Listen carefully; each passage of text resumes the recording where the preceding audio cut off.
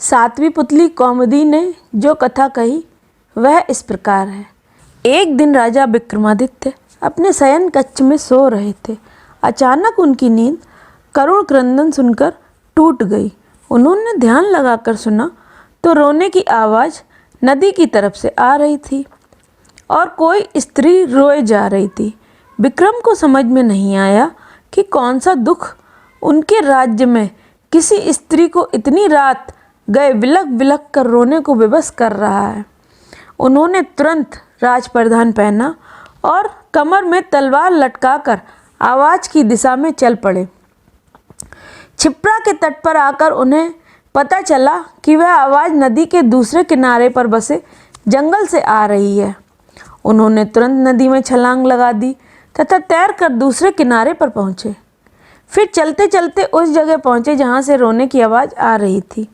उन्होंने देखा कि झाड़ियों में बैठी एक स्त्री रो रही है। उन्होंने उस स्त्री से रोने का कारण पूछा।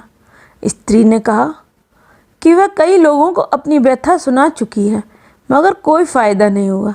राजा ने उसे विश्वास दिलाया कि वे उसकी मदद करने का हर संभव प्रयत्न करेंगे।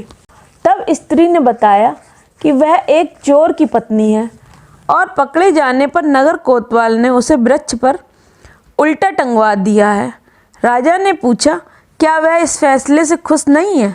इस पर औरत ने कहा कि उसे फैसले पर कोई आपत्ति नहीं है, लेकिन वह अपने पति को भूखा प्यासा लटकता नहीं देख सकती। चूँकि न्याय में इस बात की चर्चा नहीं है कि वह भूखा प्यासा रहे, इसलिए वह उसे भोजन तथा पानी देना चाहती है। विक्रम ने पूछा, अब तक उसने ऐसा किया क्यों नहीं? इस पर औरत बोली कि उसका पति इतनी ऊंचाई पर टंगा हुआ है कि वह बगैर किसी की सहायता के उस तक नहीं पहुंच सकती और राजा के डर से कोई भी दंडित व्यक्ति की मदद को तैयार नहीं होता। तब विक्रम ने कहा कि वह उनके साथ चल सकती है। दरअसल वह औरत पिशाचिनी थी और वह लटकने वाला व्यक्ति उसका पति नहीं था। वह उसे राजा के कंधे पर चढ़कर खाना चाहती थी। जब विक्रम उस पेड़ के पास आए तो वह उस व्यक्ति को चट कर गई। तृप्त होकर विक्रम को उसने मनचाही चीज़ मांगने को कहा। विक्रम ने कहा वह अन्नपूर्णा प्रदान करे जिससे उसकी प्रजा कभी भूखी नहीं रहे। इस पर वह पिशाचिनी बोली कि अन्नपूर्णा देना उसके बस में नहीं, लेकिन उसकी बहन प्रदान कर सकती है। विक्रम उसके साथ चलकर नदी किनारे आए जहाँ एक झोपड़ी थी। पिशाचिनी के आवाज़ देने पर उसकी बहन बाहर निकली। बहन को उसने राजा का परिचय दिया और कहा कि विक्रमादित्य अन्नपूर्णा के सच्चे अधिकारी हैं, अतः वह उन्हें अन्नपूर्णा प्रदान करे। उसकी बहन ने सहर्ष अन्नपूर्णा उन्हें दे दी। अन्नपूर्णा लेकर विक्रम अपने महल की ओर रवाना हुए। तब तक भोर हो चुकी थी।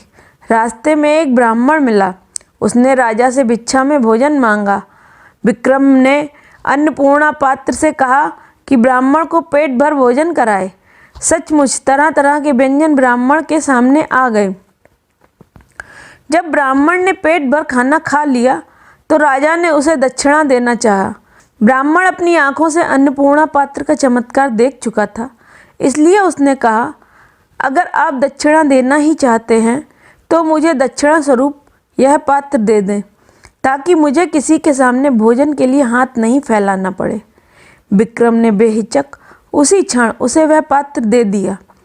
ब्राह्मण राजा को आशीर्वाद देकर चला गया और वे अपने महल लौट गए।